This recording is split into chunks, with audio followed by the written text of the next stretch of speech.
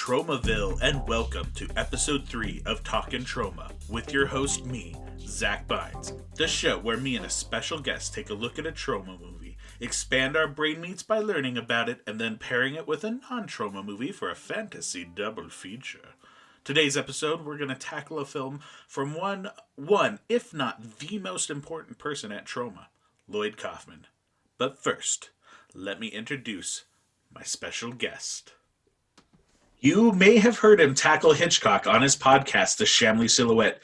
You can hear him talk about the golden age of Hollywood on his new podcast, Yesteryear Ballyhoo Revue, and just movies in general on the Real Nerds podcast. I'd like to welcome filmmaker Zack Eastman. Wow. This guy sounds like an utter asshole. Who, you or me?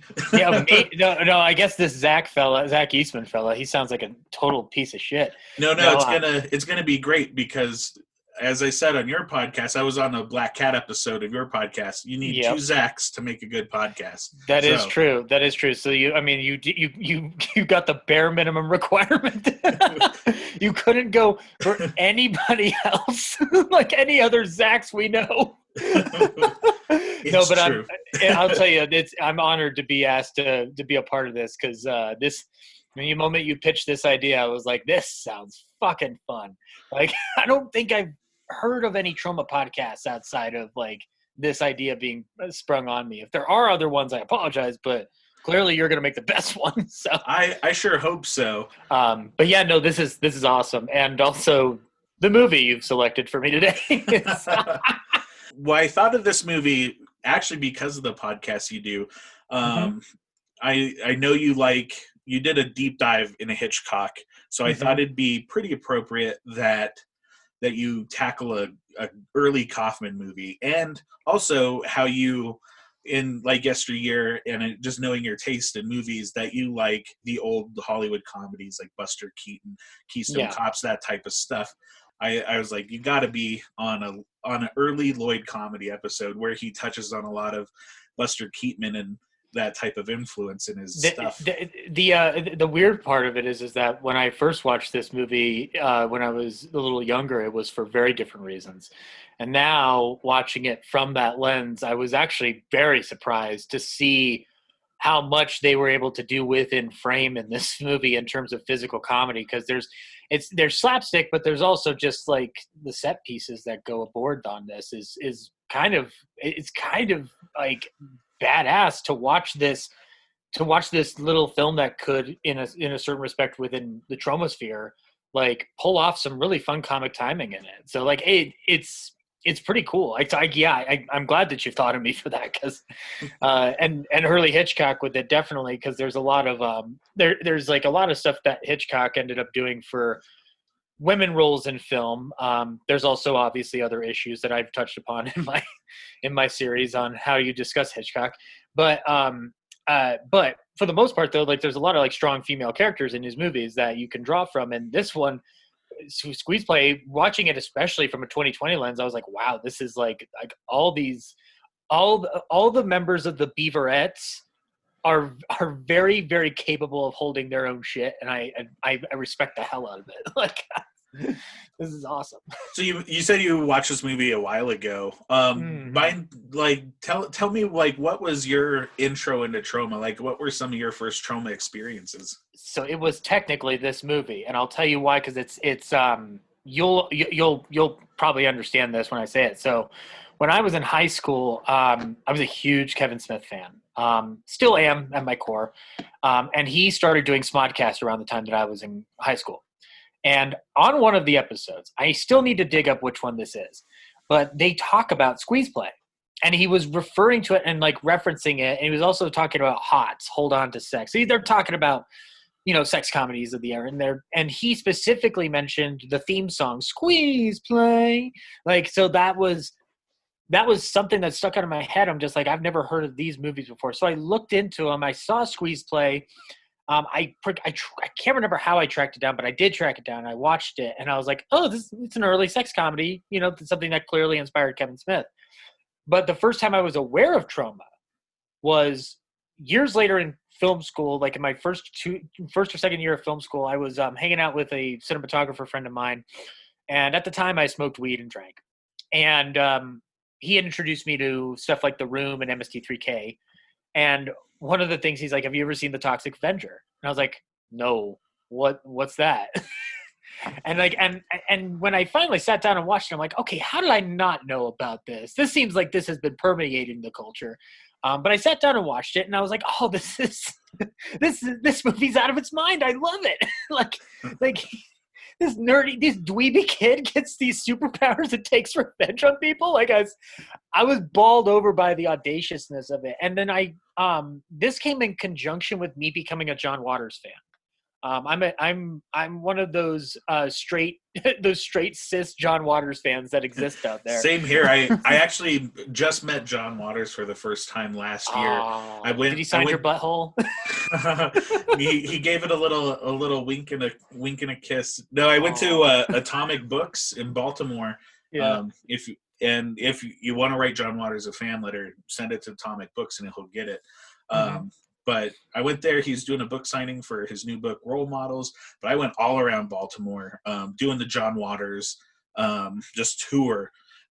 Funny enough, I also got introduced of John Waters through Troma because they're like, if it wasn't for Terror Firmer, Cecil B. Demented would never get made. And I found that, and, lost forever into the John Waters sphere. But I found the alleyway where Divine ate the dog shit, and I bought a Baby Ruth, and I took photos of me eating Baby Ruth, and I went to Divine's grave and all that good stuff. I saw you post some of those photos on your Instagram or your Facebook, one of the two. I remember seeing that, going like, I'm fucking jealous of you. Like, he's just, because the thing about Waters and Lloyd and Troma in general is that, like, the thing I admire about it is the transgressive nature at which they are putting out this content. So, like, I was into Grindhouse stuff because I saw the trailer for Grindhouse and I liked Quentin Tarantino, and I was like, I'll watch more exploitation movies. This took it to another level because transgressive cinema it can be a tricky proposition depending on who you're talking to. Obviously, I don't want to hurt anybody's feelings or offend anybody, like, on a personal level. And it comes to film, when I watch it, I'm like, okay, is the impact there? Are they getting across what they want to get across to me, whether it's shock value or, sincere drama set in a music school or something? I don't know. Like, think of any, like, typical genre that you got. And what Troma does that I love is that it does two things. One is that it pushes limits, which I appreciate, but they never push limits to the point of like, oh my God, you can't go back from that taste. Because there are some films that exist out in that sphere that are just unless you're blood-sucking freaks, and then but you yeah. I mean, like, and I've heard of that film. I haven't seen that one, but like this is like I like Toxic Avenger is actually, like, it's weird. Like, Toxic Avenger like really pushes an interesting boundary. Like, we just got the notice that they're going to reboot this sucker, and I'm like, are they going to like touch into what's been going on with nerd culture in that regard? It's kind of funny. So that it'll be interesting if and when that movie comes out. And I say that because they've been rebooting the Toxic Avenger for about a decade now. At one point, John Travolta and Arnold Schwarzenegger were going to star in it. No, that would have been, I'm not going to lie, that probably would have been garbage. Who knows? It was going to be that incarnation of it. It was going to be the director of Hot Tub Time Machine. Okay, that would have been fun. Yeah. So it's gone through a lot, and right now we're talking about the newest news is Peter Dinklage is, which I think is perfect casting. Well, it's hard to say. So it's like they said he's either going to be in it or he is going to be the Toxic Avenger. I've heard both. And I've heard both from Lloyd. And I'm thinking of him as playing the Toxic Avenger, because that would be an interesting route to go down, especially like when you consider the plot of the Toxic Avenger. We'll get off of this, I swear, but the idea of person picked on or whatever, gets these superpowers, and the first one definitely takes flat out revenge on people, and so that's why I'm wondering, like, how are they gonna touch into that, or are they going to completely rework it? Well, you never know. In Toxic Avenger 4, Hank the Angry Drunken Dwarf is God. That's So true. it's easy to believe that Peter Dinklage could be little Melvin Ferd mopping up maybe like a CrossFit or something. Yeah, again, like there's like the possibilities are endless in terms of like if they're rebooting the concept, they feasibly could be doing like a Halloween or, I mean, recently Scream 5, which is now just Scream because marketing, and and just kind of combine elements and like follow it up with something. I think it'd be interesting to see if they tried to follow up after the ones that currently exist in this sphere. But again, we'll see. But yeah, when I saw the first Toxic Avenger, like I was drunk and stoned at the time, and hanging out with a bunch of friends watching this and just having a blast. I ended up going down a mini trauma rabbit hole after that. With Death by Temptation and some of their other like more offbeat ones. I know I watched Return to Nukem High, and Mother's Day. Mother's Day was the one that I had heard about first and foremost because Darren Lynn Bousman was remaking it, and I still have never seen the remake. I've got it sitting on my shelf right now that because Ryan, my co-host, loaned it to me. I still haven't seen it, but that original Mother's Day is messed up. And it's written and directed by Lloyd's brother, Charles Kaufman. Yep, Charles Kaufman, who actually did a lot of stuff for his Squeeze name. Play. His name is all over this. I watched those credits beginning to end. I sometimes if a movie hasn't done well for me, like in terms of like going to the theater when we used to do that, I'll sometimes go like, okay, I've watched enough of the credits, I'll leave. Like, it's not to disrespect the artist. I want to go outside and hit my cigarette pen. But but like this one, I was sitting in my chair and I'm just like, no, you watch every fucking frame of this movie. You watch every goddamn frame, Zach. You need to know everything because there's some stuff in this film that I definitely not remembered. And being older, watching it, I'm like, there's so much more to appreciate on this. So yeah. But yeah, so my experience with Troma has primarily been the appreciation of transgressive cinema. Lloyd Kaufman he is one of the most progressive people I've ever heard of in my entire life at this point. Within the last 4 years, a lot of shit has happened. But when I've seen Lloyd on Instagram and him getting banned, I think is fucking ridiculous. The amount of like stuff that he pushes boundaries on, I'm like, there's a lot of stuff here that like, yeah, this is what people are fighting for. He does it in a way that I don't know if I do, but it's a way, and I respect the hell out of that, But and that even goes like this movie was made in 1979. Yeah. His new movie that is just now doing the festival circuit right now in 2020, #Shakespeare Shitstorm, is tackling same big subjects like gender identity and big pharma, pollution, social justice warriors, like cancel culture, all that stuff that Lloyd and the Troma team have been warning us about to not live out, which 2020 has turned into. Lloyd has been telling us to watch out for that through all of his movies. Right. But yeah, no, like all this to say that Lloyd and what his company does, and all the other thing is that his films, the films he puts out, what Troma does is encourage young filmmakers. That is my big takeaway from it, is that he encourages people to go out and make their own movie. Make their own damn movie. Exactly. And now Kevin Smith does this too, as does Robert Rodriguez. Lloyd does it, I feel like Lloyd puts it more into practice than others because he really does give a lot of people opportunities. From all that I've like seen of the library and how it's grown, I haven't watched even a micro portion of it because there's so much. But like Adam is a good example. I watched that documentary on the DVD multiple times. That is a way that you guys got inspired by Lloyd to make your own movie. And that documentary in turn can inspire other people. Like, so it's a nice gift of creativity that goes down the line. I don't know if this is true, but I read this in doing some research on Lloyd Kaufman. Apparently he's an Ernst Lubitsch fan, and that means he might be a Jack Benny fan, which that means Uncle Lloyd's good in my book. So So Lloyd, his big influences, I've talked to him about this a couple times, and he talks about it in his book, All I Need to Know About Filmmaking. He got into movies, so he's really into Broadway musicals growing up, and didn't really watch a lot of movies until he went to Yale. Yeah.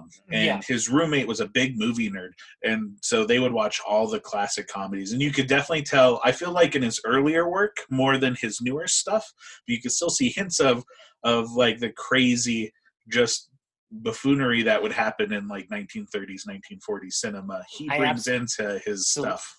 I absolutely agree. There's a lot of stuff there that like, and it's even stuff that like it doesn't hold up today, not because it wasn't good when it came out. It's more just like, times evolve, times change, like comedy itself evolves, which is, one of the things that I find interesting about Squeeze Play is that like, for anything that might have not held up in terms of how a comedy is written and constructed, like there's a lot that still works in terms of like dynamics and character play and the slapstick that's involved. Well, I think we should probably just get into Squeeze Play now. We've flopped Lloyd enough. We've ruffled his balls and tickled his taint enough here. Wait, hold on. Let me tussle his hair a little bit more. So we're gonna go back before the Toxic Avenger. This is the movie that kind of made Troma on the map as far as they're making movies as well as distributing them. I'm going to read what Lloyd says about Squeeze Play from his book, All I Need to Know About Filmmaking. I learned from the Toxic Avenger, which I got a lot of info for this episode in the podcast from the book. There's a whole chapter about it. And it's just a good book anyways. James Gunn wrote it. So, all right. Al Corley stars in this saucy, rollicking comedy about a women's softball team. The film that broke it open for the Troma team. It was their first major financial success. Lloyd directed this wild battle of the sexes, where the game between the men and the women heats up on a softball field. Lots of good-looking babes, a godly amount of the old in and out, even a rocking wet t-shirt contest. The vastly inferior League of Their Own came out 15 years later.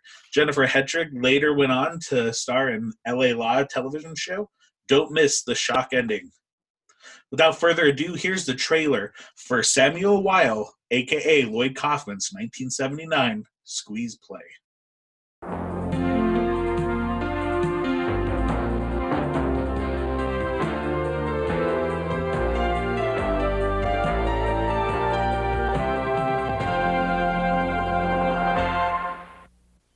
Everyone's asking, what is a squeeze play? Let me make it simple for you. We have a man on first base, one on third.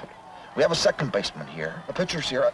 Now, wait a minute. Just a moment. Let's start this thing over. Boom, boom, boom. Ram-a-lam. Ding dong. Ram-a-lam. Ding, ding dong. Boom, boom, boom.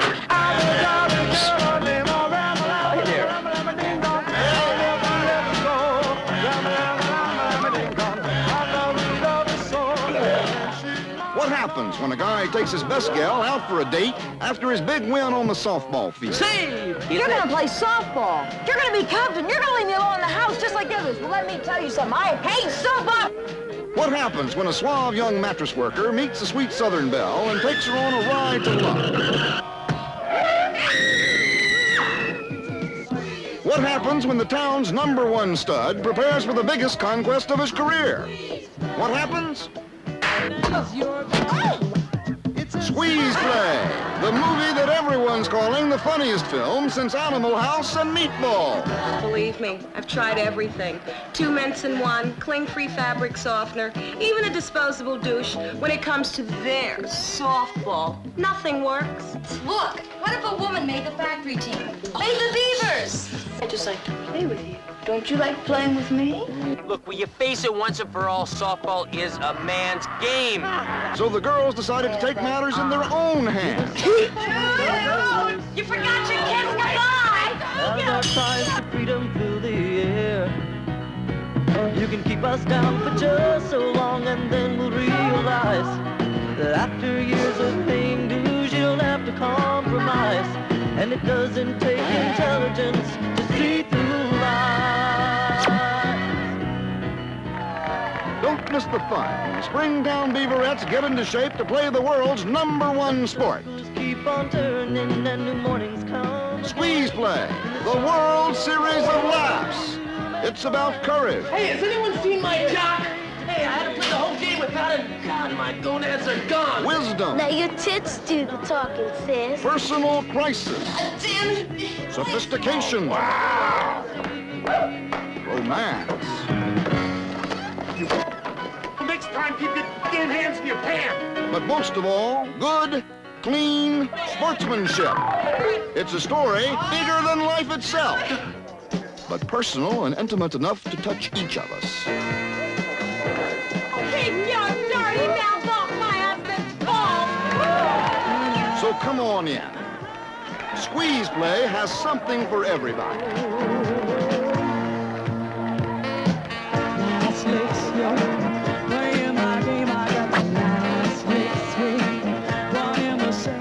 So don't be left behind. Okay, I'll do it. Please do it! Do what the whole country is doing. Get a date, get a hit, and go see Squeeze Play. Pick the winner. Have a ball. Don't miss Squeeze Play. Coming soon. See it with someone you love. Samantha, I love you.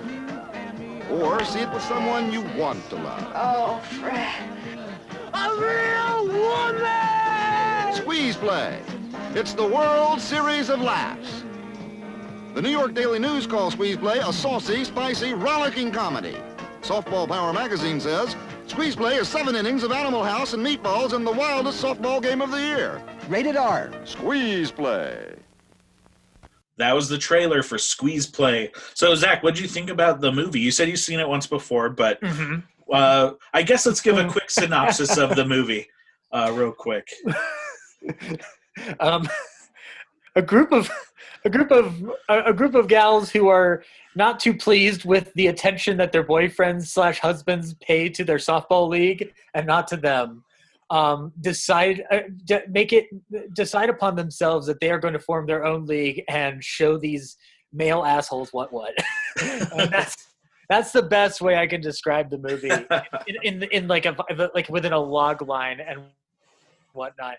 Like it is like some of the best revolutionary acts in history are started over very petty emotions. But this is one of those, like, it's basically, I was trying to figure out a way to describe the film. It's like it's the Bad News Bears if they all grew up and then decided to fight each other while also make love to each other, because these guys are really obsessed with their game, Zach.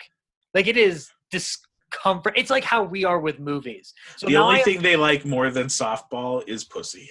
Okay, but they have a limit as to whether or not they're willing to get laid, as opposed to playing next season. See, I figured it out. This is why I'm single. I care too much about watching movies and talking about movies. Is why I don't go out and date. Is because I'm too focused on this.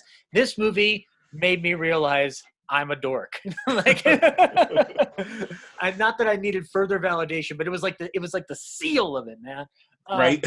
So, but no, yeah, like are we gonna do a plot we'll do a full breakdown. Let's just dive right into it. So first off, the movie takes place in Springdale, New Jersey. And I bring this up because this is before Tromaville, New Jersey even existed. So I don't know much about New Jersey, and I apologize to anybody who lives out there. So I'm going to assume Springdale is a real place, and it looks like it's just off the side of a highway. If you get a call from Kevin Smith correcting you, you'll know why. So right, it doesn't say Red Bank or Leonardo. So I know those are with names like Dante and Randall. But yeah, no, so this is not Tromaville. Like, so it's just like in the universe. We've got Tromaville. We got this place here.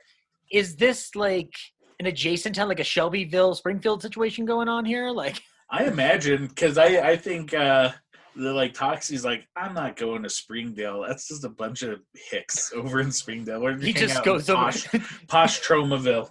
Toxie goes over to the city limits of Springdale, and he just goes, nah, and just walks away with his mop.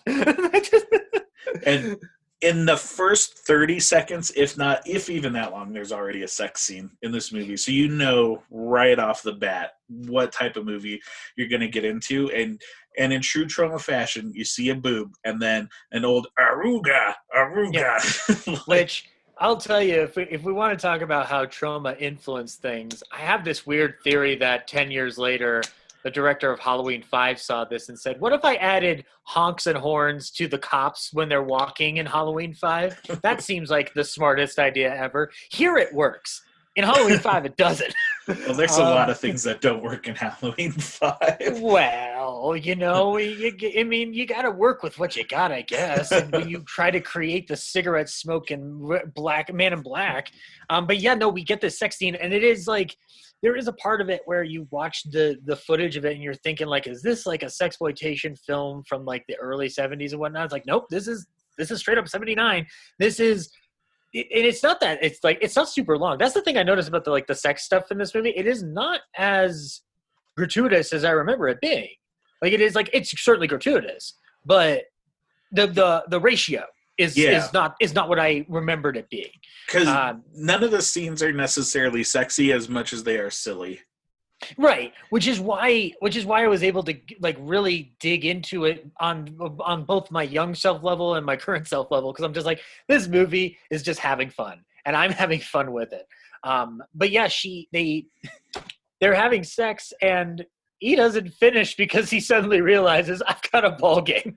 and you see all these guys leaving their girlfriends or wives in various states of distress. Like one woman has like a crying baby, and they're leaving to go play softball. That is ridiculous. That man, it's really interesting. It's like a really solid scene of domestic bliss gone awry, because like she's got actual issues she needs to contend with her family, the disrepair of their house, and he's just like, no, ball game, baby, ball game. Like, what?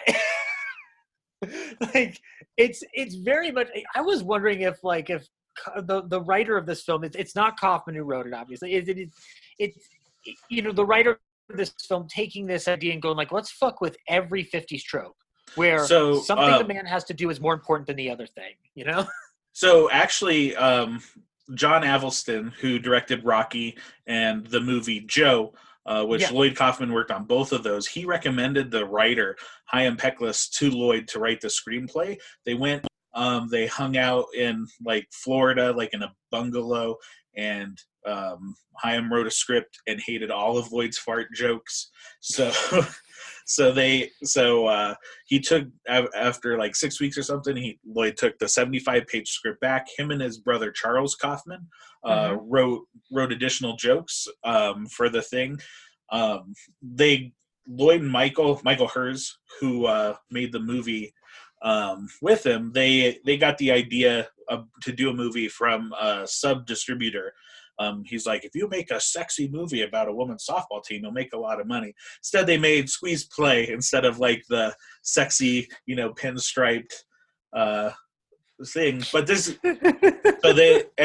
they really wanted to talk about in this movie the women's liberation movement, and they thought Battle of the Sexes would be a good way to do that. And Lloyd actually, in his first movie, The Girl Who Returned, he tackled that subject once before. It's about two planets, and a planet of men and a planet of women, and they join together for an Olympics. And this is his like first movie. He made it when he was in Yale. So I thought it was interesting that he decided to come back to do another Battle of the Sexes movie. I actually have a clip of Lloyd and Michael Hers talking a little bit about the Battle of the Sexes theme of the movie. Squeeze Play was a film that took up that exploration of the Battle of the Sexes, women's liberation, etc., etc. And the view was that the women's softball team pitted against the men's would be the perfect vehicle to explore those issues. Like many of my films, Squeeze Play is based on a political theme, ripped from today's headlines. In this case, the women's liberation movement. What made Squeeze Play kind of unusual was that it took sex, which back in the 70s, when I was coming along, the early 70s, sex was considered a serious subject. The sex movies were there to spur on the raincoat manufacturing industry, and the rule was you shouldn't mix sex with comedy. But Michael Hers, my partner, and I knew that there was such a thing as vaudeville, and comedy and sex were mixed together. In fact, the title, Squeeze Play, the Squeeze Play refers to squeezing part of a woman's anatomy, boobies. Well, how delighted was I when I found out that squeeze play is actually a term that's used in softball. The fact that it was funny and the fact that it was a little bit sexy were incidental to the real hard-hitting social, economic, and political issues that Lloyd wishes to attack in that film. All right, and that is a pretty interesting clip that Zack did not hear. He'll hear it when the podcast is done. No, what are you talking about, Zack? I just must be deaf. But that. So, like, if he's tackling this subject as early on as this, it makes sense when you look at the kind of the output, because he's not like there's always an intent to try to address the issue, and in many cases succeed in the fashion that Troma does. This film, like, I got to be honest, like, it was one of the things that I admire about it from a modern perspective is that it does a really good job at portraying, like, men's behavior as what it is, which is piggish and bullshit. Like, it's like, what, Zack, we're both men. We suck, right? So, well, it's funny because in my notes, like, for the movie, like, right here in the movie, you see, like the locker room of all these dude bros, basically. And then I was thinking, I was like, maybe Trump watched Squeeze Play and this is what he meant about locker room talk. Like, nobody actually acts like this. None of these dudes really have any redeeming qualities to them. They're all very misogynistic, and I think that's the point, because they really want you to feel for the women. You see right in the first scene all the guys just abandoning their girlfriends and wives, and then just being really boorish, and you're like, ugh. So I was watching the movie again, and the catcher for the other team, his name is Bozo, which you might recognize for you Troma fans out there, that is the name of the bad guy from the Toxic Avenger. So, yeah, which I like that he recalls things, or recalls, like, whether it's names or references. Like, I mean, like, the universe is as wide as it needs to be for him. But the character of Bozo that we see here is it's kind of like funny how it hits the comedy trope of the era, where it's of like the older days, where it's just like big bully kind of character, against a smaller guy or like a shorter guy. Like, he's already working off of older dynamics that have stood the test of time. But, like, you'd see, like, Bob Hope get in front of somebody that, like, looked bigger and taller than him, and he'd do he says sorry, and we get a little bit of that with his adversary. Well, and Lloyd in the commentary said that he's based off of Bluto from Popeye, which I could see that. I'm frankly surprised that Robert Altman didn't look at this movie and say, like, he might be good for Bluto. Right. But anyway, they finish their game. They smack each other around in the locker room. Second in command of the mattress store that sponsors their team comes in and nervously congratulates them. And they treat him like shit.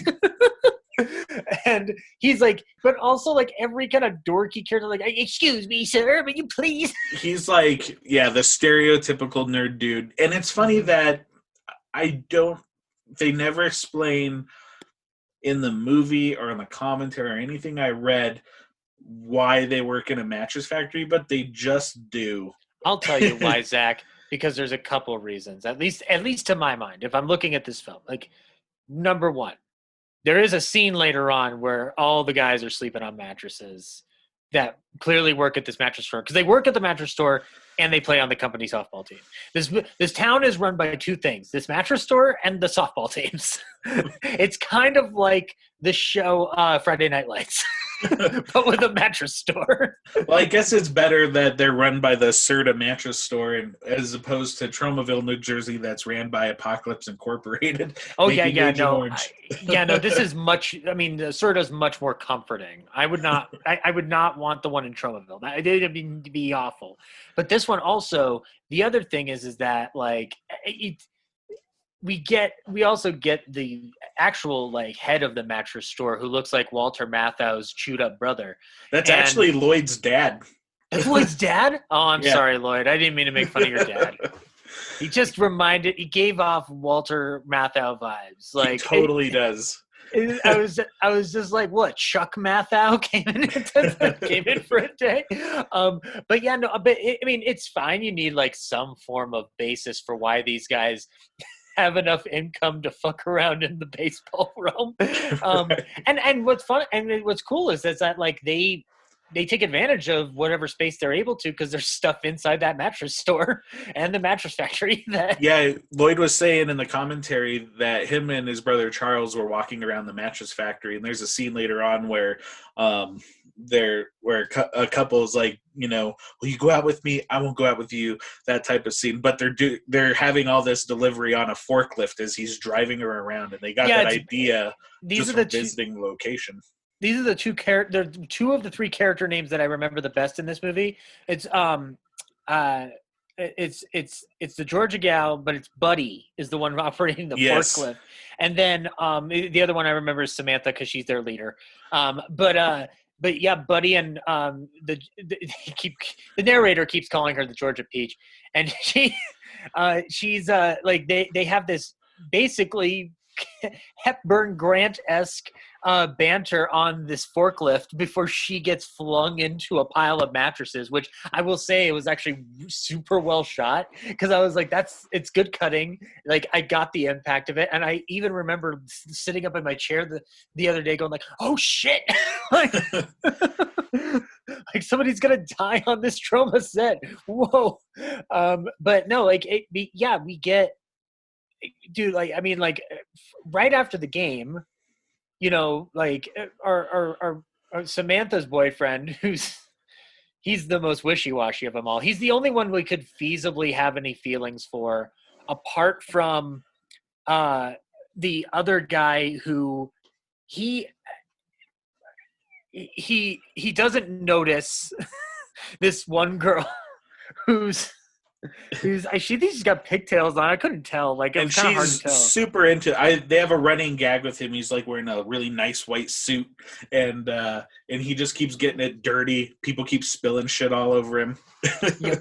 And he like he's kind of a dweeb, so he's kind of likable, but it's also like you don't like that. You're not noticing this girl who clearly has feelings for you, so like obviously you're maybe not worth my time.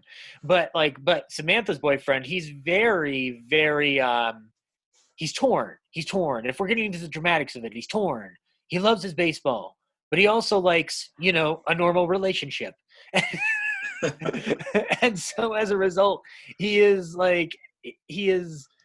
thrust into this basic thing of he's going to break his promise that he wouldn't play next season, and it's all revealed while walking through a drive-through, which I appreciate them walking through a drive-through and whatnot, using a drive-through kind of space like that, and they're walking through, and you get like there's a lot of scale in this film than I remember. Like there's a lot of action, a lot of locations, and so they all end up go into this bar where all the guys, they're like, yeah, baseball, and all their girlfriends and wives are just sitting off in the other corner like, fuck these guys. So they end up going, all the ladies go into the restroom, which is a pretty funny scene because every single woman in the bar, including Lloyd's girlfriend at the time, now wife, Patty Pie, she's also in this big crowd of all the girls in the bathroom, and they decide, well, one of us needs to try out for the softball team. That way we could spend more time with them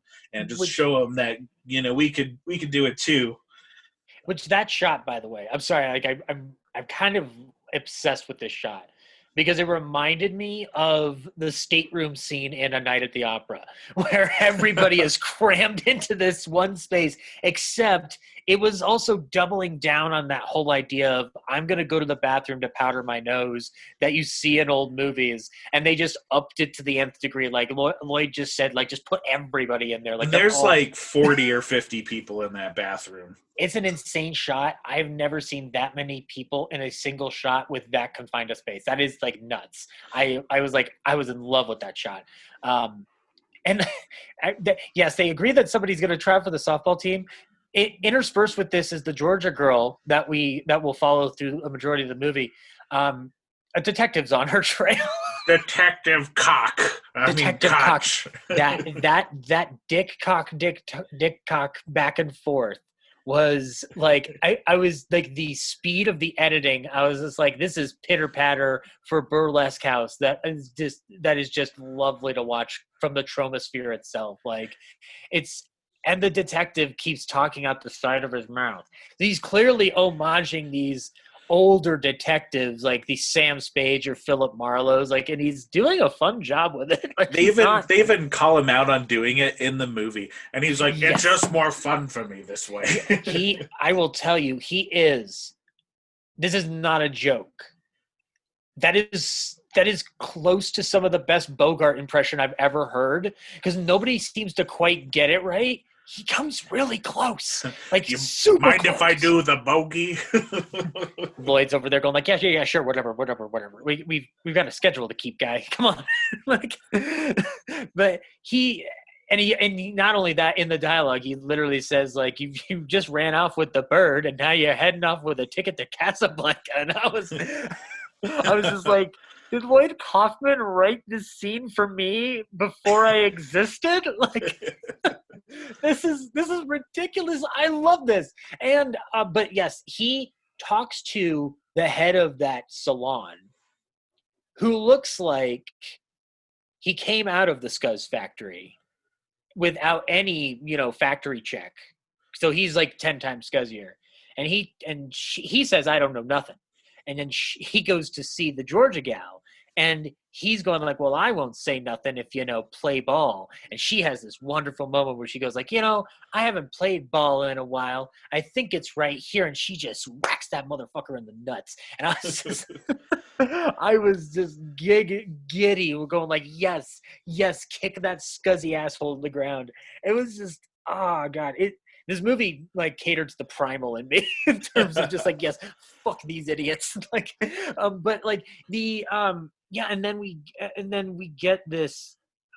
So Sam's gonna try out for the team, but she seduces her boyfriend into teaching her to play baseball.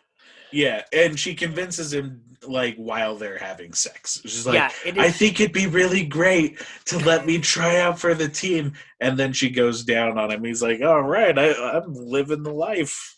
He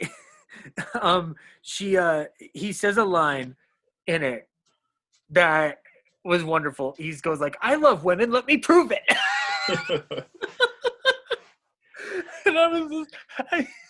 It was wonderful, and it's all in one shot too. Like, they roll to the floor. Like, it is like it's funny. Like, she gets the power play in it. Like, and what's funny, like, when you talk about this film, obviously, if you're trying to pitch this to somebody out of the know with Troma, like, they might walk away offended by it. But like, I'm just like, no, look at it. Like, she's literally making this man her bitch. Because she's pulling a power play to very much so get the upper hand and learn about the game that she's going to do to thwart the malicentric attitudes of these guys they just want some of your time. They're not asking you for all of your time. Like, yeah. They just want to have equal attention with the all-American pastime. Is that too much to ask? Speaking of all-American pastimes, we later go to a wacky beach party. Oh, the wackiest. There's big inflatable baseballs. And it was a great gag. It's like, I bet your balls are like these. I was like, this is... Beach blanket bingo wasn't prepared for squeeze play. You know, or any of the beach movies you see in MST3K, where I was just like, they were never ready for Squeeze Play. And this is also like this scene where Buddy and the Georgia gal, they're doing the will they won't they literally in one scene on the beach. And the detective's wandering around there too, and so she's got to get him off the trail. And they actually cause one of those Pee Wee Herman breakfast machine gags where they ricochets off of one another. Like one guy's actions goes over to another person. One woman smacks a guy really hard because his hand accidentally touches her arm. It was just like that. It was the timing. The timing of it was like a whack. Then we get that beach party, and it is raucous and wild. There's nudity on that beach, like it's, right. That's a nude beach. There's a nude beach in New Jersey. Who'd have thunk it? Right. Only in Tromaville, or I guess Springdale. In Springdale. Yeah. And then the beach scene leads us into the tryout, which the tryout scene, I will say, like, it's just not a comfortable scene to watch. No, it is not. It is very so the lead up to it, like, is she's trying out and she's playing and she's throwing balls pretty hard, like, but like it's clear to them they're not going to ask her to join the team, and then they literally just start molesting her flat out. It is very uncomfortable to watch, especially within a modern context. And but even in a anytime context period, it's uncomfortable. But I think that's one of those scenes though that, like, you're like, all right, fuck that team. Like, you just want to see all those girls like beat kick their ass. Yeah. Not only that, Zach, it's like when I saw the scene, I was like, fuck males. Fuck all males, period. This is what, if anybody's wondering, like, why are women angrier than ever these days? Well, first of all, they've had the right to be because of the way men have been. But number two, it's shit like this. And again, I mean, it's funny. You probably should. It would have been interesting if you had gotten like a person who studies feminism and practices feminism in a stronger way, because, like, I feel like it's so inadequate talking about the maturity of this discussion.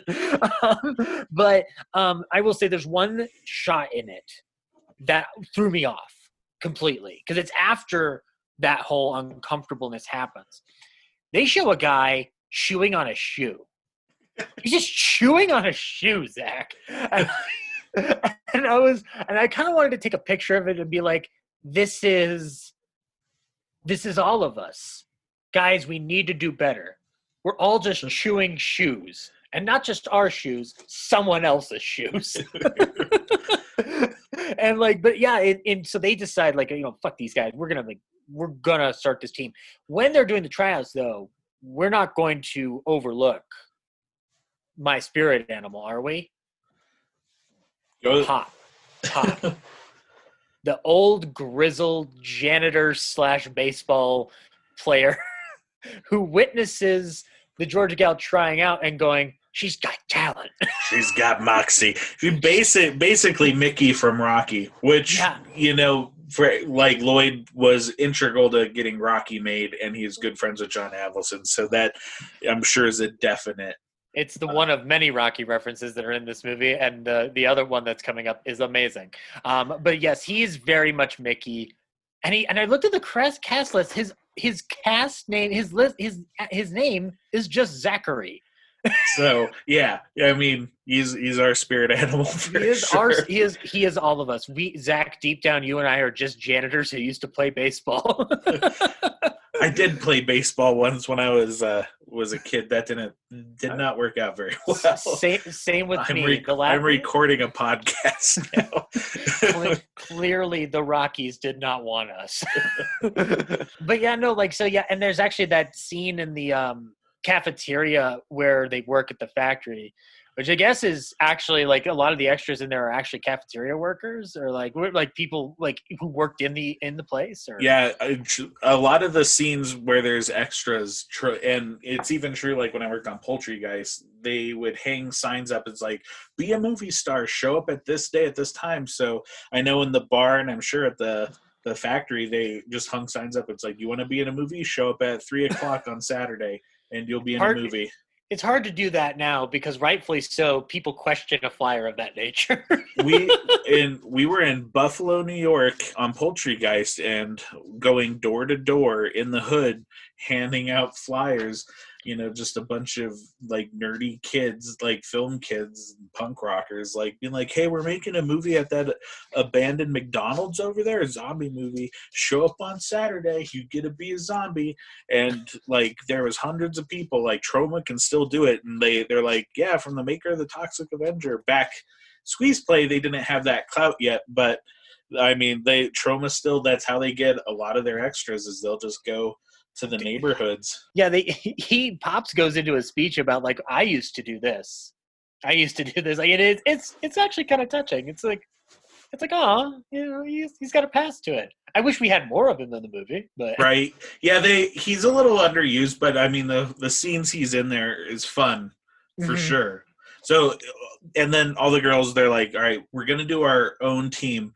And so much like the first introduction in the movie where we see all the guys leaving the girls, we now see all the girls leaving the guys in the same situations, but they all go to have their Rockies training montage. Oh, and Samantha leaves her beau in the most compromising position imaginable. And yes. it is the proper revenge for him not like fucking flat out saying, no, my friends were wrong to do those things they did to your friend who was trying out for the team. He did, because he doesn't back down. He just goes, he says the phrase, well, what did you expect? And like, and that lights the proper fire in Samantha. So where she has him shirtless and then pantsless, ties him to the fucking desk and has a party hat on him, and then starts playing, I don't know what, circus music or something. Yes, circus music, and then opening the door as the music plays loud to have people who clearly run the apartment complex walk in on him. and he's just like, oh, well, like, I guess my ass will be my ass. I don't know. But the other one also is interesting. So the couple from earlier that had the family issues, she walks out and she hands him the kid, and it's one of those uncomfortable lines, but from the modern context especially, but like, the husband goes like, you're going to leave the kid with me to nurse while you go off and play baseball? The kid's going to grow up, the line. And he just like, he questions gender roles immediately, and Lloyd Kaufman, God bless him, is pointing out the ridiculousness of who raises what in what role and capacity. Like, who cares who's in the kitchen or who cares who's making the money? Like it like the gender norms don't matter, Yeah. Like, so that's interesting to see in a movie in 1979, where I don't think I've seen that in a mainstream movie of this era. Or at least like one that's coming to mind. Like, I mean, especially a comedy. Yes, that's the other thing. It's a comedy. Like, comedy is usually stuck to a lot of like solidified tropes of just what normal behavior technically is. Like, Caddyshack technically runs along the traditional moral guidelines of it.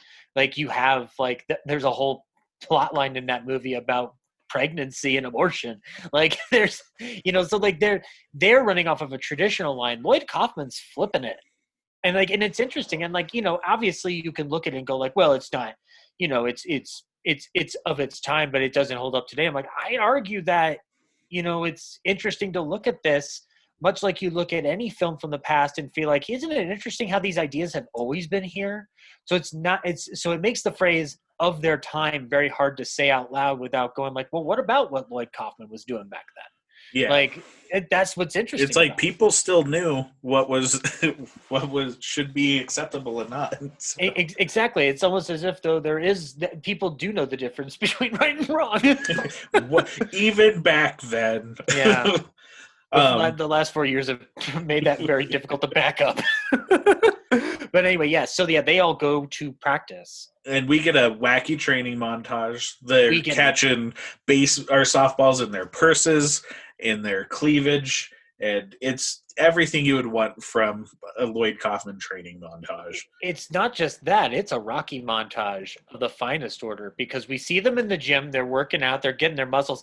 It's funny, like they show through the progression. Like Samantha's or one of the girls is not getting the weightlifting down quite right, and then they cut away for a couple of other scenes. They come back and she's lifting them like the rest of the guys, and I'm like, that's fucking cool. Like that's, and the guy looks dumbfounded, like she can lift what? Like what? The goofiest look on his face. But the other one is one of the girls. I don't know which one it was. She does the raw egg drinking thing from Rocky. Yeah, and that looked awful. Like that looked like she did it. Like actually drank a raw egg, and I've never tried it because just thinking about it, seems gross. Was that Lloyd just kind of like turning to somebody like John G. Avildsen and going like, you know what, that seems bullshit, and I'm gonna fucking prove it. Well, he does say in the commentary that it definitely was inspired from Rocky for sure. I mean, and now after all this training, we get the Beaverettes, and we see him back at that bar. Where they had the idea to try out for the team. Now they're holding their own. It's still wacky in that bar. There's a guy who put some popcorn in his nose and blows it into his girlfriend's mouth. And originally that was supposed to be a couple of the baseball players. Mm-hmm. But it was actually Charles Kaufman and his girlfriend at the time who did that. Which is kind of interesting. That they did that because during the making of this movie, a lot of actors revolted about they just didn't understand the physical humor. They didn't understand gags. Lloyd Michael Hers, they would often, this is from Lloyd's book, they would often call them humor Nazis, but theirs was a Holocaust of fart jokes. So, well, strong language definitely to utilize, but like it's correct. Like, I mean, like, you know, the humor is humor is subjective, much like film is subjective. You're gonna cater your taste to what you want. Like I don't love romance movies. Does that mean romance movies are bad? No, of course not. Like, and comedy, especially, like, you know, Lloyd Kaufman is not afraid of a fart joke. Let's be perfect. Let's get that right off the bat. He is not afraid to let the fart fly, and or the shit hit the fan in literal senses all across the board. And like, you know, I think that I appreciate the gumption to be like, no. This is the humor. This is what it is. We're the directors. We're the creatives here. Trust us. This will work for the audience that we're aiming towards. So it should be said, though, this is Lloyd's first bigger movie that he directed. So he didn't quite have the confidence in himself that he does like when he's making Romeo and Juliet or Sergeant Kabuki Man, where he knows what he wants. Case in point is actually this scene that's coming up in the bar. There's one of the lead actresses who the Georgia Peach, she did not want to do nudity in the movie, right? Which is fine, and Lloyd, you know, Lloyd says that's fine, but she didn't tell him that until 2 days before shooting. But Lloyd said, well, that's okay, and he didn't fire her. Now he would be like, you know, that's fine if you don't want to do nudity. This role requires nudity. We'll find another part for you in the movie. So that kind of became a cancer on the set, the actress. And when we get is probably one of the most unsexy wet t-shirt contests ever committed to film. Right. And well, now we should specify, this is this bar's first annual one. The first annual. This is the origin story of their wet t-shirt contest. Well, real quick, I do have an audio clip about Lloyd talking about the actors not wanting to do nudity. Another lesson that I learned was that you've got to get rid of actors who are uncooperative. Woody Allen, I believe, has had more Oscar-winning performances than any other director. I've had probably the least. But Woody Allen would get rid of actors. He got rid of Emily Lloyd in Husbands and Wives after he shot the movie. In this case, I didn't have the guts to do that. In Squeeze Play, one of the actresses, Melissa Michaels, told me 2 days before we were going to film that she would not do nudity. And we had gone through the drill. She rehearsed it. We had filmed rehearsals in Super 8. I should have fired her. I should have given her a part that required no nudity. I did not. I didn't have the guts to fire her. This led to a cancer on the presidency because later on, when there was supposed to be a shower scene, she and some of the other actresses ganged up on me, and we filmed the only shower scene in history, women in bathing suits. Back to that wet t-shirt contest. Yeah. And in regards to the aspect of wanting to do nudity on set. Obviously we've had a lot of stories come out in the last couple of years about, people being mistreated when it comes to putting yourself in that vulnerable position. It's interesting that the communication was off on the set clearly. And, there's a part of me that appreciates the women standing up for themselves, not to have to, do that. But it's interesting to hear Lloyd, to understand what Lloyd was dealing with in terms of being a first-time filmmaker. You write this scene, this is what it's supposed to be, and then you've got to deal with what you have to work with the conditions around you, because things change, We actually learned a lot. So he talks about this quite a bit in his book and all that. And me and Richard learned a lot when we were making Adam. We had the original actress who played Emily in our movie. We were shooting a teaser trailer, which you'd appear topless in, and she refused to do it. She said, "I just don't see the point in the trailer. I'll do it in the movie." And to us, and what we know from this incident specifically in Squeeze Play, was that she's already probably made up her mind, which is totally fine, that she does not want to do nudity. But, right. The role itself requires that. When you're making an extreme movie, you need to stand up for your vision, and and especially in a weird, not PC movie, you want to make sure everybody's comfortable and on board. And if one of your actresses or actors are not on board to do nudity, that's totally understandable and totally fine. But you just want to also not have them in that role, kind of spreading that to everybody else who was originally fine with that on. So we learned from Lloyd, and also because of that, they shot all of the sex scenes at the very beginning of the shooting schedule. That way, all that awkwardness is out of the way. They don't have to do.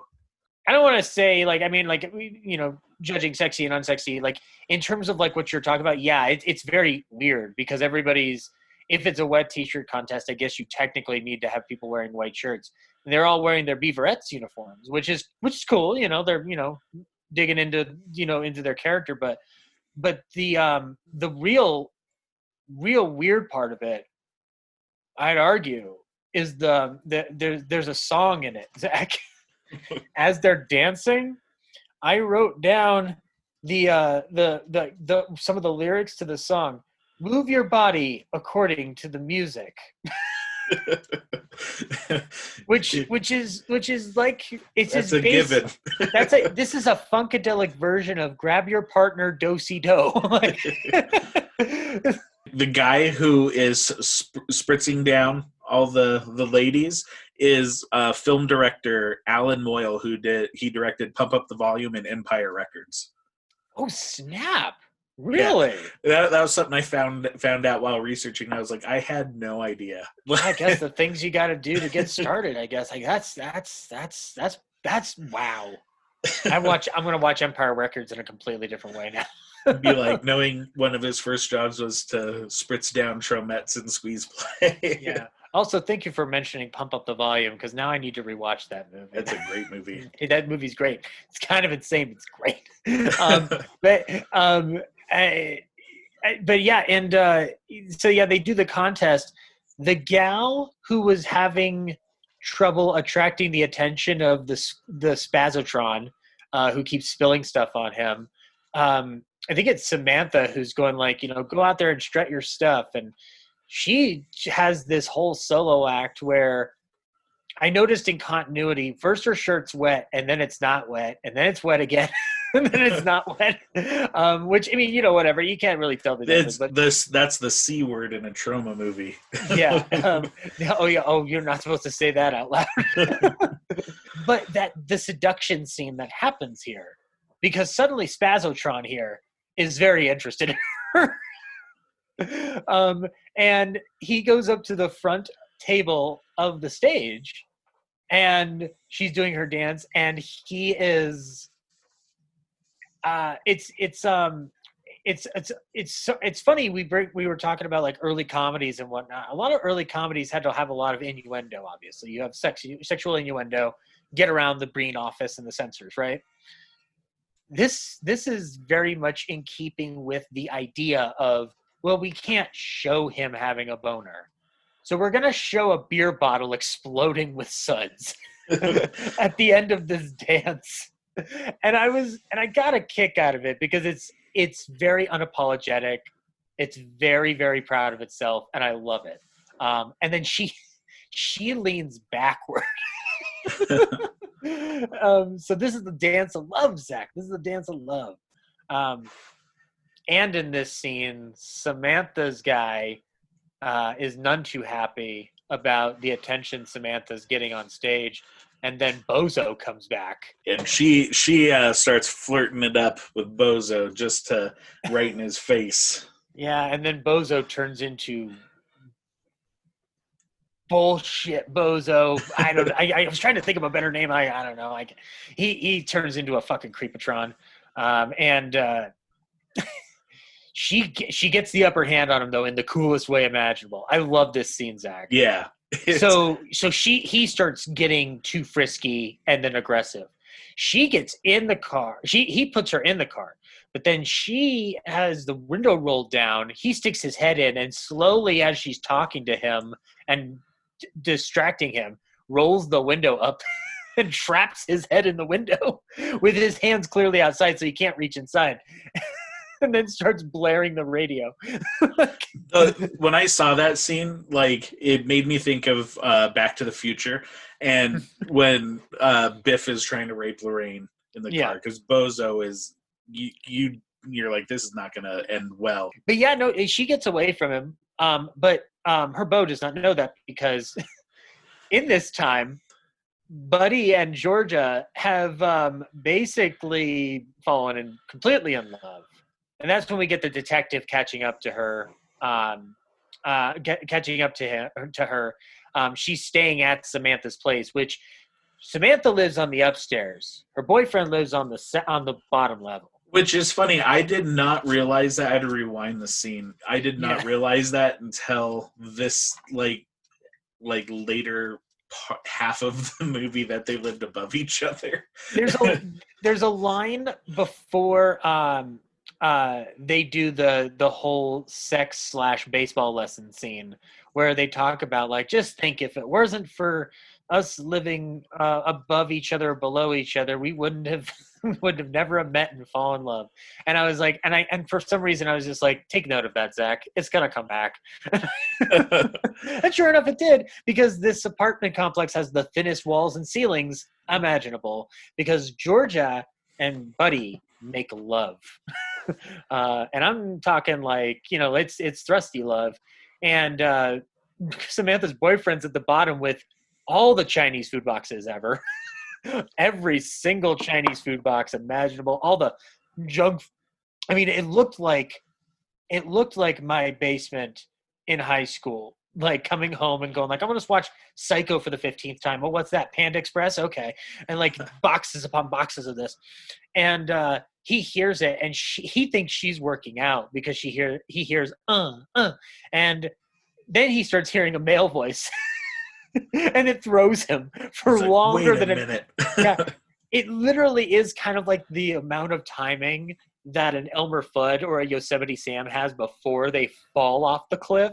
Like, they're stuck in midair, and then they go, and then fall. And then he notices and takes note of it, because then Samantha comes back to the apartment, and he basically shuts the door in her face. And it is kind of weird, because it's just like, you don't feel like bad for either one of them more than the other because it's a big misunderstanding. Yeah. And it was weird in this movie. I was like, man, like that's an interesting real moment. Like they're not overplaying it really. He's certainly not. He's clearly like drunk and kind of like depressed about the fact that he's just heard sex going on upstairs. And she looks genuinely disappointed. Like it's one of those things where I was just like, man, this is a nice, really cool. Like that's the thing. Like Troma movies can surprise you in the weirdest ways. With Squeeze Play, I was like, oh, wow, like I can see where Kevin Smith gets inspiration from movies like these, because like they lean on the wacky, the subversive, but there are moments in them. There's always moments in any movie, no matter what kind of movie you make. You could be making Pink Flamingos. There's still real moments in Pink Flamingos. And this is an example of it. Like Lloyd captures a real human moment. Like when she walks away and the music gets sad, I'm like, is Lloyd Kaufman making me cry? Like, it didn't go that far, but it was Lloyd Kaufman has made me cry. Different reasons. But yeah, Buddy and Georgia agree to get married. They go off to get hitched. That's when we get to the game, the big game. It's going to determine the fates of our characters. It's the men versus the women. So Lloyd asked John Avildsen how to shoot something as complex as a baseball game because he, shot all the Rocky stuff. So John Avildsen recommended using long lenses. And they actually shot the entire baseball game in Super 8, all the rehearsals first before they shot the movie. I have a clip of Lloyd talking about that. Also, the baseball plays. We shot that movie on Super 8 ahead of time. We rehearsed everything in that movie ahead of time, over and over and over again. We went to the park and had, baseball games. We shot everything on location in Super 8 because we didn't have video in 1976 or whenever we made this movie. So the movie was unique. There was nothing like it. So naturally, because it was unique, the theaters didn't want to play it, and we had to prove ourselves. But it did, everywhere it played, it did really, really well. Well, first of all, I want to tell you, I'm another reason I'm glad you had me watch this movie again. This guy I got reintroduced to one of the greatest baseball announcers in movie history and baseball history in general. Red Barber and him, I think, are comparable. Vince Scully might be in third place at this point because I think this guy takes number 2. Right. We should mention at the beginning of the movie, he tries to describe what a squeeze play is until the squeeze play actually happens. Because the squeeze play, when you hear the title, it's not a catchy, kinky title. It's actually a play in baseball. So that's what it's kind of like a nice double entendre there. But this announcer, in the first moments of the movie, he has a bunch of yogurt cups in front of him. In here, he starts with one Pepsi can and then evolves to all the Pepsi cans that you could get in, I'm assuming, a 24-pack in 1979. And he's basically giving the commentary of this game. And in the middle of it, at one point, he goes like, this has been the worst baseball game I've ever seen, softball game I've ever seen in my life. and he's drinking all these Pepsis. By the time he gets to that 24th can, I'm like, there's a shot of the scoreboard where somebody's pissing on the scoreboard, and I'm like, why isn't it that guy? That would have been pretty good. that should have been the guy pissing while like he has his microphone in his hand and he's talking. And he's just like, it's the 5th inning, and whoa, but yeah, as far as the game itself, I will say this: that's some good baseball filming, man. It's very competently shot, and then it's on par with any other sports movie of that time. Mm-hmm. So the action feels real. It doesn't.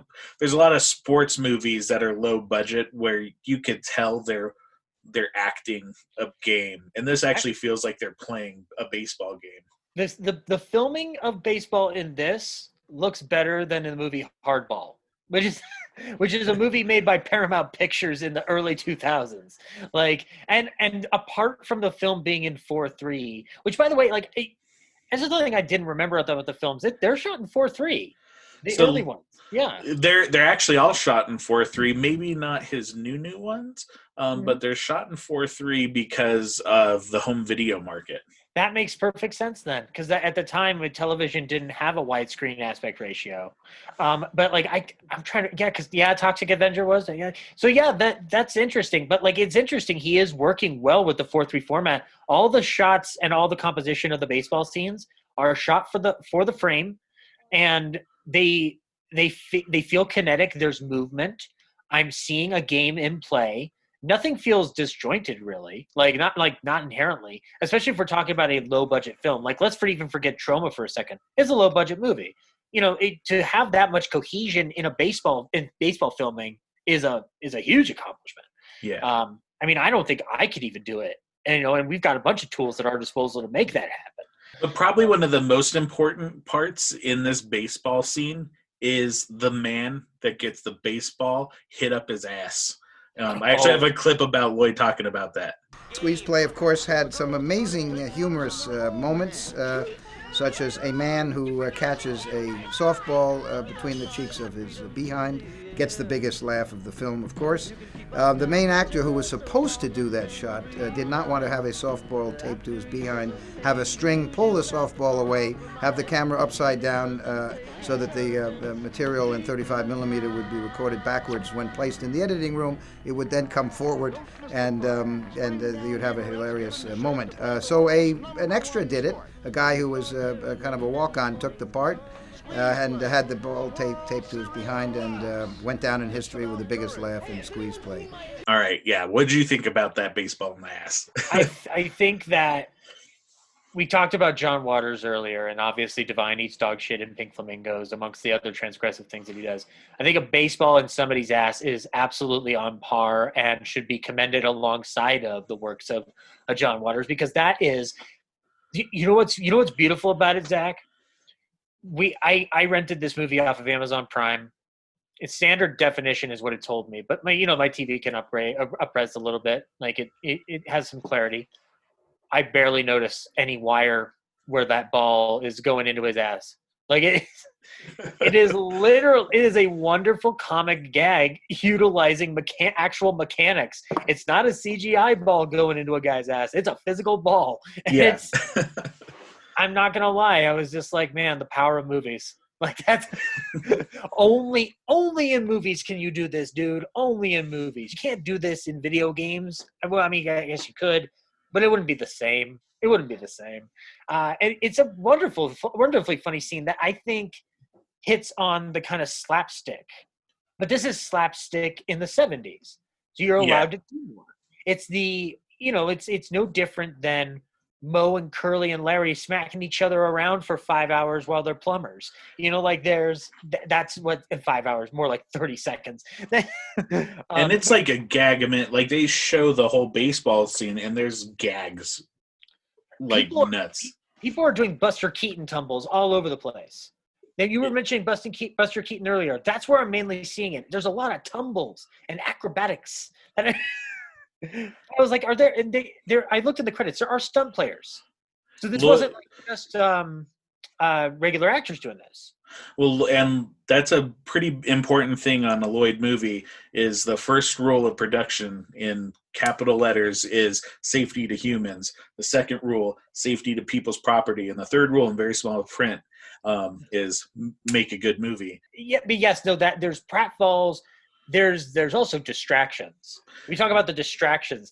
You recall the movie Basketball a little bit with this, because the Beaverettes that are not playing are distracting one particular player named Ross, who gets so distracted that he needs to devise blinders for himself when he's at bat. And I love the blinders. It's really cool. He's got like a little cardboard thing sticking out so he can't look the other way. And like my whole brain is just like, dude, you don't need to look at women every time they're in front of you. But they're topless and they're shaking them at him. It doesn't matter, Ross. You don't need to do it. You don't need to be big. And I don't think I want to spoil the end of the movie. Everyone should watch this movie. Oh, yes. So, but it's like right there in the end, and you could tell how the movie's going to go if you haven't seen it. But I don't want to say, because it is definitely surprised me a little bit on how the movie ended. Yeah, it's I mean, since we're not going to spoil the ending, I will talk about something that happens during the middle of the game. They have a fight in the middle of the game, like where they all go out into the middle of the field and start beating the shit out of each other. And the announcer makes an announcement for the Mattress Workers Gospel Hour radio show. And it features the Satin Sheet Gospel Singers. And I'm like, oh, it's like Prairie Home Companion, but less problematic then. Because like that was just like, oh, I want to know what that radio show is now. I'm a radio junkie. Like Zach knows this. And I'm just like, I want to hear that shit. What was that? Like in the 70s? Like it's like the Grand Ole Opry, but about mattresses. But yeah, no, I mean, the ending actually surprised me this time around, primarily because, one, because I hadn't seen it for a while, but two, like, it's kind of weird knowing all the stuff now that I do about Lloyd and his history with Rocky, because I did not know the Rocky tidbit until I want to say 4 or 5 years ago, like, and the Alvinson connection. And it's interesting how much of Rocky he draws from this movie. To the point where I was just like, that's admirable. But I'm like, he does what any good producer does. You find a good concept that does work, and then add what you do to it. It's kind of like Cunningham with with Friday the 13th taking off of Halloween and going like, well, I'll do my version of that. Yeah. And for Lloyd, his version of Rocky is Squeeze Play. It wasn't actually received very well by the distributors, but there was one theater in Norfolk, Virginia, who played it with a double bill with the Peter Falk movie, The In-Laws. Here's Lloyd talking about that. Squeeze Play, like many Troma movies, has one foot in a serious political issue. Toxic Avenger was about the environment. Squeeze Play was about women's liberation. So the metaphor of softball and the women wanting to have parity with the men and have their own softball league was a kind of an interesting theme, and maybe that's the reason the film was quite successful. When we tried to get it into movie theaters because it had ample doses of crass sex, the MPAA was giving us a hard time, and movie theaters wouldn't accept it, but it did get a sneak preview in Virginia. We had a sneak preview with The In-Laws, Peter Falk and Charles Grodin. And people loved Squeeze Play, and the next Monday, AMC decided to play the movie in a lot of its theaters. And the film went from one print, I think, to 300 or 400 prints. And the movie did so well that it actually made it so Troma could buy their building in Hell's Kitchen, which is no longer there. They now have moved to Long Island, but they were a staple in Hell's Kitchen. So, well, that's Squeeze Play, Zach. Any final thoughts on this before we move to our double features? Here's what I will say, like, especially learning a lot of stuff from this, and thinking about how films are made today, the issues that have come to light over the past 4 years, and just the Troma spirit in general. It makes me appreciate this movie on an even greater level than I did rewatching it this week. And even when I was, younger, watching it at the recommendation of somebody like Kevin Smith, like, it is very admirable in a way that, like, it's, and again, like we were talking earlier, it's not a kind of movie that I would make, but it's a movie that I look at and go like, see what you can do with little money and just a lot of ambition. Like, this is a very simple movie about battle of the sexes with baseball. There's a lot that it accomplishes in the most interesting ways. Not everything holds up today. I'll be blunt about that. But that's not to discredit the work that was done. It's just times change. We all have changed. I've changed. We all change, Mary. It all is a big circle.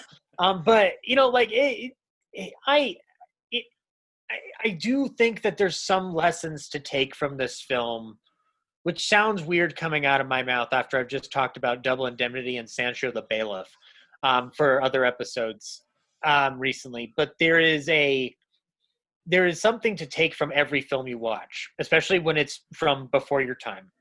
With Squeeze Play, I think especially when we get to the next segment, there are ideas that are still plucked from things like this. Whether or not they're referencing Squeeze Play exactly is irrelevant. The bottom line is that it's here. There's a record of Lloyd Kaufman making a movie where men are portrayed as the utter douchebags that they are, in the regards of like these small little things that like they don't need to be this obsessed about baseball. Like I feel sane compared to these guys at times. But like but also just the ability of them to be like, no, fuck it, we're gonna start our own league, we're gonna kick your ass. And again, like there's a level of I'm a big appreciator of audacity and insanity combined, and I think that Troma does that the best because they don't give a fuck, and they are willing to. These are good people making audacious things and testing the limits. They test the waters constantly. And with Squeeze Play, it's interesting that like from its humble beginnings, this is a movie that really tests the boundaries. And there's clearly things that you see in this film that don't end up happening in other Troma movies because it's like, okay, that didn't work. Let's do this other thing here. Exactly. But like there's like, cause like we talked about the uncomfortable scene. You don't see a lot of like things like that truly happen in a lot of the Troma movies. It seems like that would be something that somebody who doesn't understand Troma would blame it for. But exactly. I don't see that often. This seems in keeping actually with filmmaking of the 70s, like what Sean S. Cunningham was putting out with Wes Craven before he got into the Friday movies. It's like very uncomfortable. And in a sense, it's real cinema. Like it's like real attempts at dramatic filmmaking. But also, this is a guy who encourages other people to make movies like how he had to do it, like with nothing in his pocket but a dream, like not to bring a Disney coinage of phrase to Lloyd Kaufman, because I don't know how he'd feel about that, but it's true. Like he helps people's dreams come true, and he proves it by making his own dreams come true. So like I was very enamored watching this film. And it's, if anybody's wondering, like, well, should I watch this? Like, the answer is yeah. Like, you should give it a shot. Especially if you're only familiar with Toxic Avenger on. It's very satisfying to see where he came from and those roots, and you'll see the humor that play out through even his most current work. So you can watch the movie. It's on Prime DVD. It comes in the sexy box set with all their early sexy movies. It's on watch.troma.now on the Troma Now streaming site. With another movie that I've heard recently got on there. Congratulations. We just got on Troma Now. Adam got picked up. So you could do a double feature of that on there. And I believe they are working on a Blu-ray right now for it. So that'd be cool. Is he going to do any additional special features? Is there any inside dope you can tell me on that one? All I know is I saw him tweet some cover art. So cool.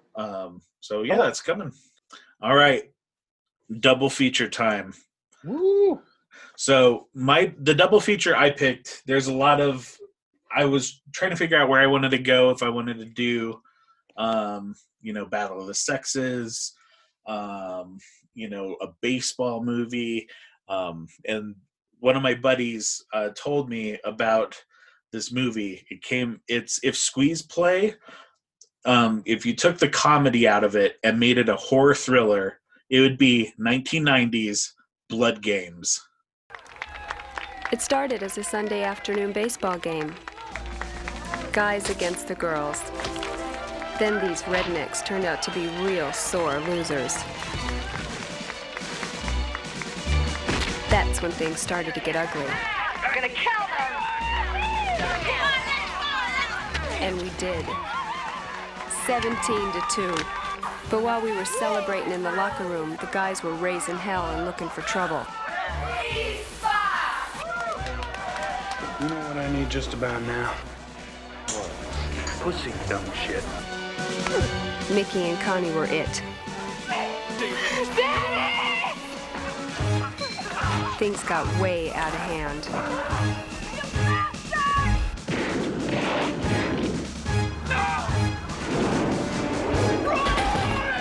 I want justice. Roy's dad turned out to be an ex-mercenary.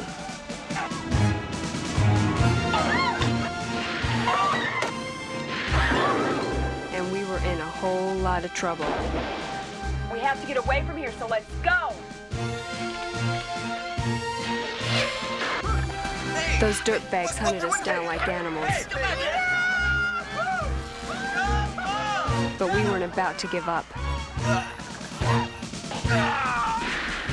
Drop your weapons, I'll bust your neck! The old mercenary was relentless. He just kept coming. It started out as a friendly game of baseball. But at the bottom of the ninth, it's every man for himself. In blood games.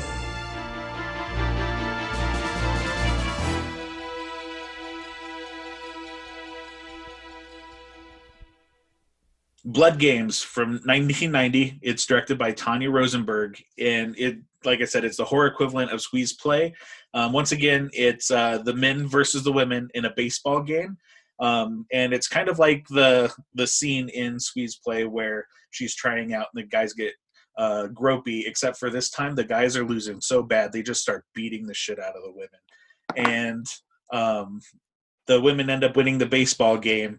And they're like a traveling ball team called Babe and the Ball Girls, and they try to get their money that they're owed from this ball game, and these rapey dudes, they kill their coach, and they start tracking down the women in this Greyhound bus that's emblazoned with Babe and the Ball Girls, and they're trying to, murder them and, rape them and just be terrible people. And it's weird. It came out in the 90s, woman director too. So it reminds me of Savage Streets, but with baseball instead of like a high school gymnasium. But that being said, it's mean in tone for sure. It's not really a comedy, but I did have fun with it because all the women getting revenge on the terrible dude baseball team is just satisfying. Like all the deaths are satisfying. Would you compare it to a kind of like a nice spit on your grave kind of a situation? It's not as graphic as I Spit on Your Grave, but yeah, it's definitely in that tone. But it really is. I was surprised when I saw it. It's like if the dudes from Squeeze Play didn't go to the bar and they're like, we should just rape and kill this other baseball team. That's Blood Games. And actually there's a weird Troma connection. One of the writers of the movies, George Saunders, wrote and directed the Troma movie Vendetta, which I'm sure will be talked about on this podcast at some point. That's an interesting selection. I'm obviously not aware of this movie. I wasn't either. One of my buddies told me about it. Vinegar Syndrome just put it out on Blu-ray within the last year. So yeah, I've got a friend who's been on Shamley before who likes Vinegar Syndrome selections a little bit more than I do. So I think this would be up his alley. Absolutely. I think I'd have to go without a meal if I were going to try to watch the movie. It's not. Yeah, it's definitely mean-spirited, but it's the horror equivalent of Squeeze Play, which I was surprised about. So. Yeah. I mean, again, you know me. I'm a bit of a cuddly character for the most part. Except, certain horror films, obviously, like are not certain. I'm a pretty, decent horror fan, but like there's some angles of horror that I haven't gone further in, like the Vinegar Syndromes and your Synapses. I haven't dove into those, but that's interesting. Like, so that's literally kind of like the straightforward approach to something like and they get revenge, which is cool, so then they get, kick the shit out of these guys. And, so it's Vinegar Syndrome. Wow. Okay. Yeah, definitely check it out.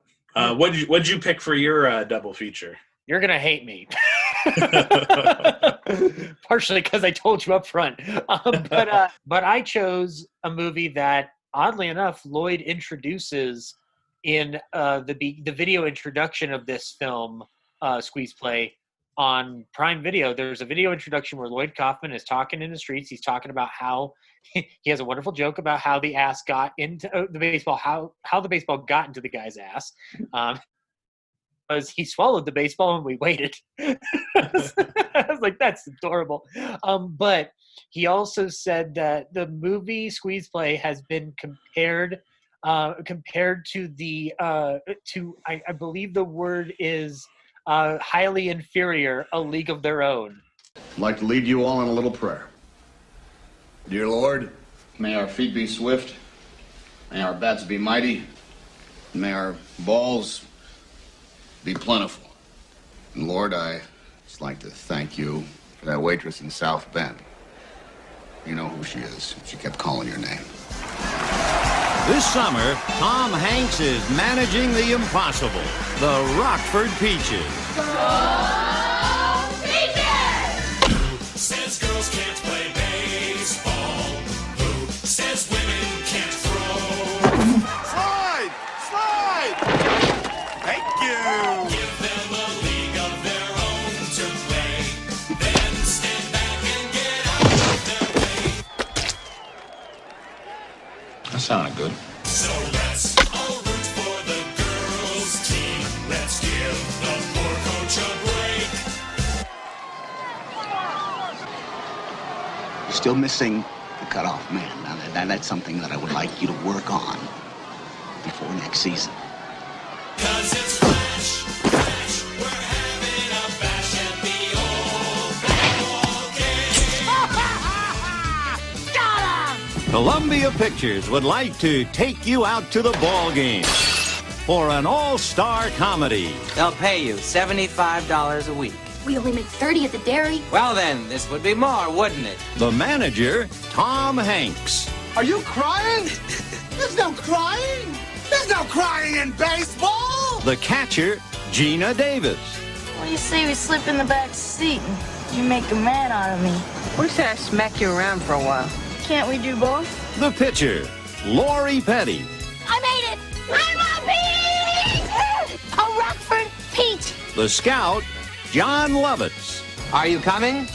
See how it works is, the train moves, not the station. And batting cleanup, Madonna. What if my uniform bursts open and oops, my bosoms come flying out? You think there are men in this country who ain't seen your bosoms? A League of Their Own. All right. God knows we have a game. It's not like any of this helps, believe me. Directed by Penny Marshall. It's going to sound weird to hear the trailer for A League of Their Own after you've heard the trailer for Blood Games and Squeeze Play. But here's the thing. I hadn't watched the movie in a while. And I wish I would watch this movie more often because it's got 40s old-timey swing music playing around this wonderful story of rising against the odds. And, you know, just a baseball team kicking ass. But when I watched it again today, before I went to work, I was noticing, like, did Penny Marshall watch Squeeze Play? Well, funny that you say that. They also talk about in Terra Firma, they talk about Squeeze Play. I'm going to play that clip real quick. I finally saved up enough to do this film. I think it's my chance to break in. You know, I just want to make enough money writing and directing to take care of my mom. Sure you will. Why wouldn't you? I don't know. I see Benjamin running around giving orders and everything. Oh, you can do it. I swear by my pickles, you'll be the next Penny Marshall. You'll be in a league of your own. Nah.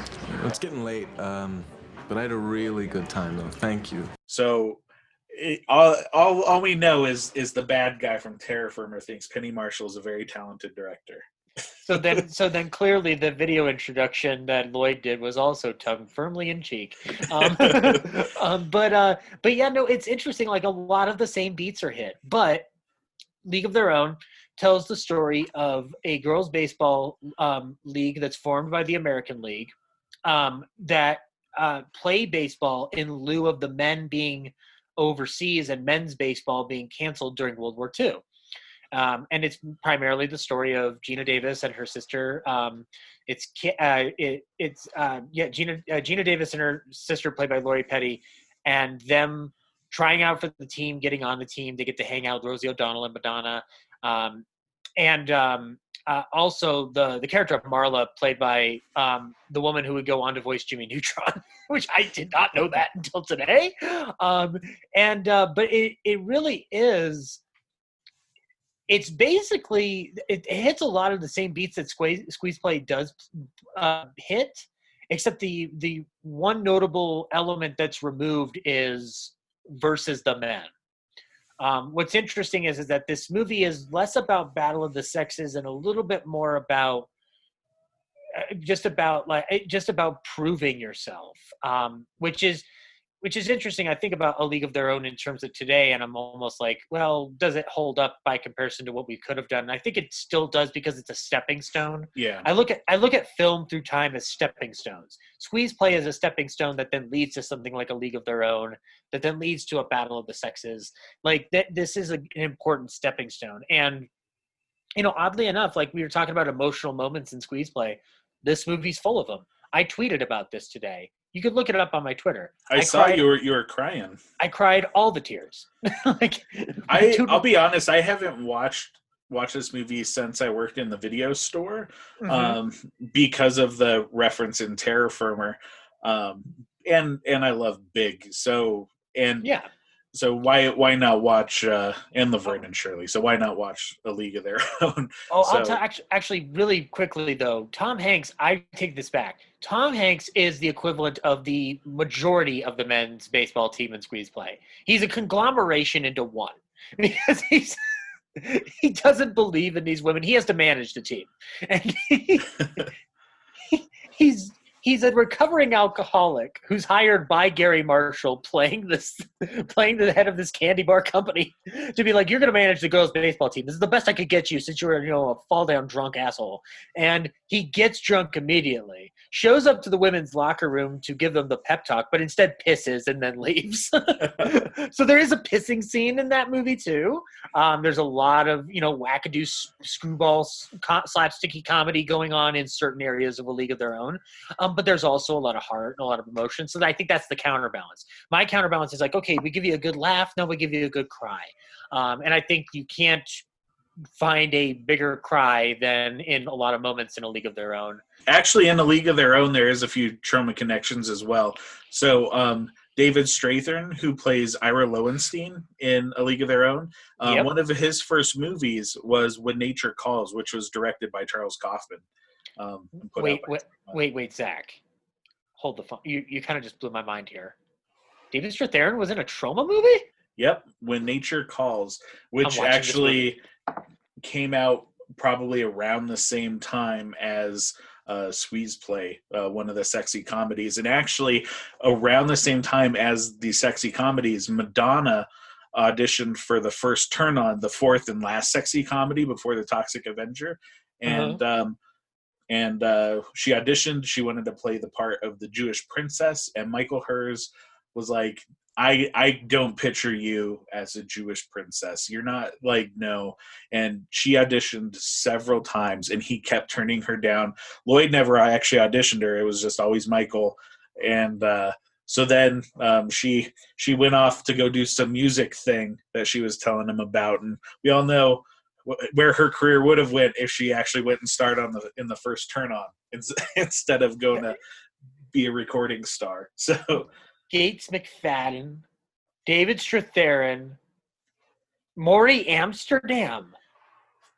Zach, can you have me back to talk about this? I definitely will, because that is a movie I'm going to talk about. You've heard it here. We'll do When Nature Calls. Oh God, I'm coming back, guys. I'm coming back. This is just really off topic real quick. Good Night and Good Luck is one of my top 20 movies of all time because David Strathairn is amazing in it. And also it's, black and white, but, and it's about, taking down people who are fucking idiots.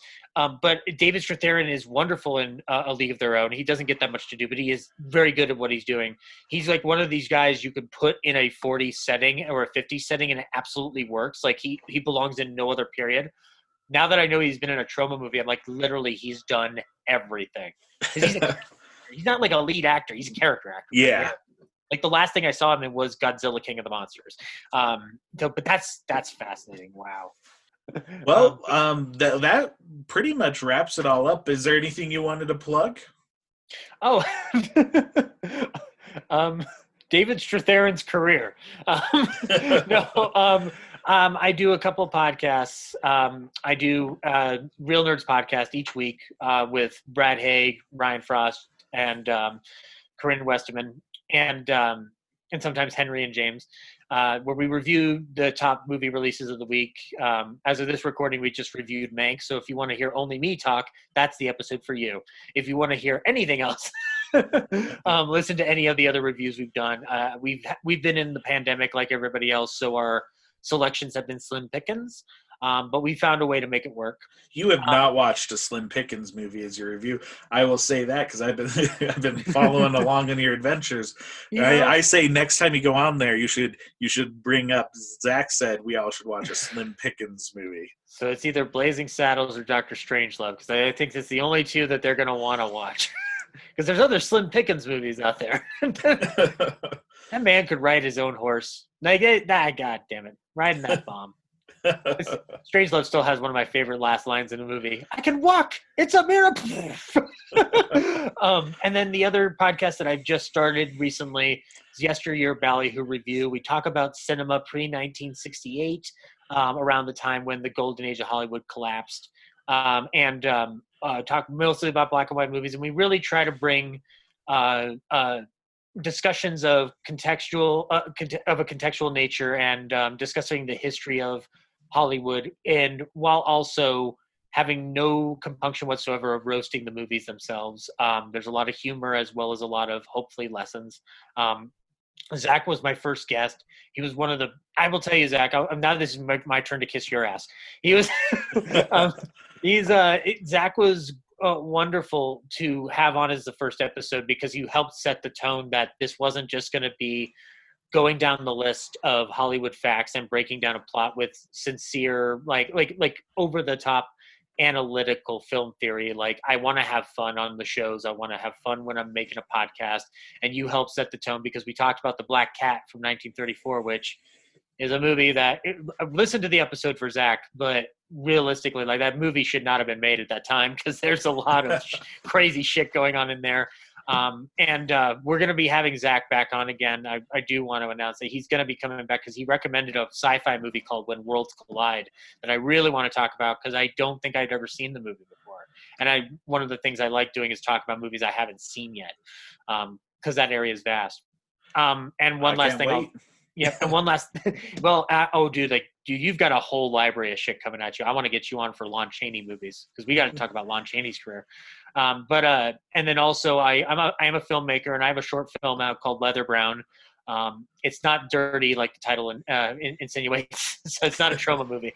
But it's a relationship drama that was written by my good friend Hayden Winston, and stars him and Risa Scott, one of my frequent collaborators over the years.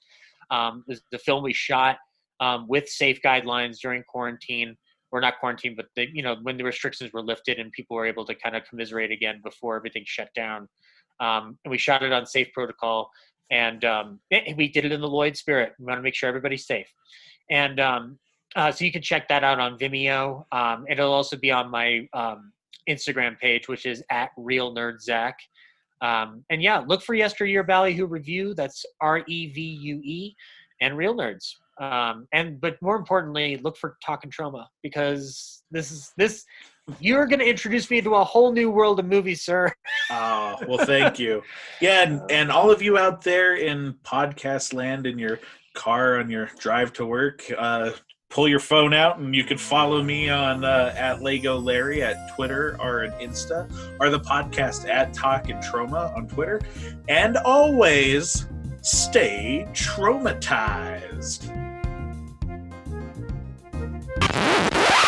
Hey, all you Tromites and Tromavillians. I thought I would cut in here real quick because I made a last-minute discovery. The episode was up, ready to get published, and I discovered a TV spot for Squeeze Play. While that in itself is pretty cool, I wouldn't have put it in the show. However, in the voiceover, Lloyd Kaufman is doing an imitation of a lady telling you how fun the movie is. So, check it out. What is a squeeze play? It was fantastic. Primo. It was good. You know, next time I think I'll even bring my wife. Get a date, get a hit, and see Squeeze Play. It's 7 innings of Animal House and meatballs in the wildest movie of the year. Squeeze Play is fun. Sun, cars, and bars. The New York Daily News calls Squeeze Play a saucy, spicy, rollicking comedy. Squeeze Play. It's the World Series of Laughs. Coming soon. Rated R.